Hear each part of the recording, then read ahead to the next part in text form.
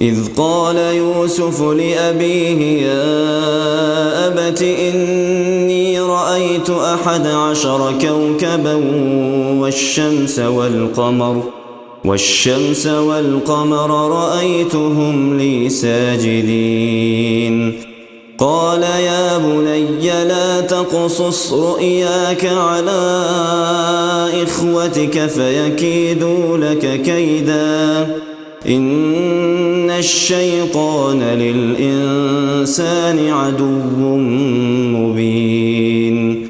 وكذلك يجتبيك ربك ويعلمك من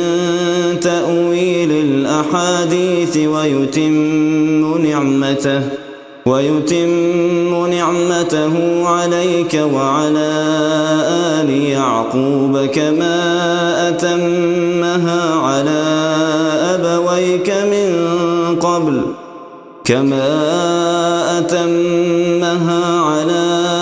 أبويك من قبل إبراهيم وإسحاق إن ربك عليم حكيم لقد كان في يوسف وإخوته آيات للسائلين إذ قالوا ليوسف وأخوه أحب إلى أبينا منا ونحن عصبة إن أبانا لفي ضلال مبين اقتلوا يوسف أو اطرحوه أرضا يخل لكم وجه أبيكم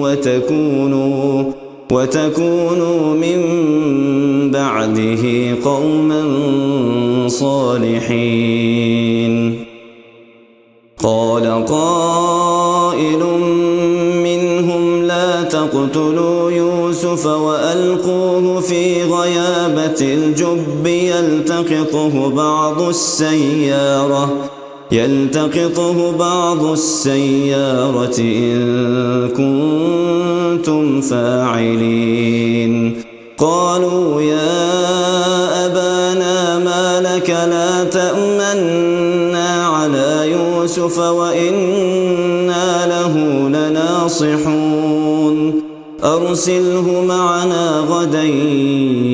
يرتع ويلعب وإنا له لحافظون قال إني ليحزنني أن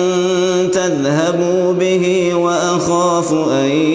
يأكله الذئب وأنتم عنه غافلون قالوا لئن أكله الذئب ونحن عصبة إنا إذا لخاسرون الله أكبر.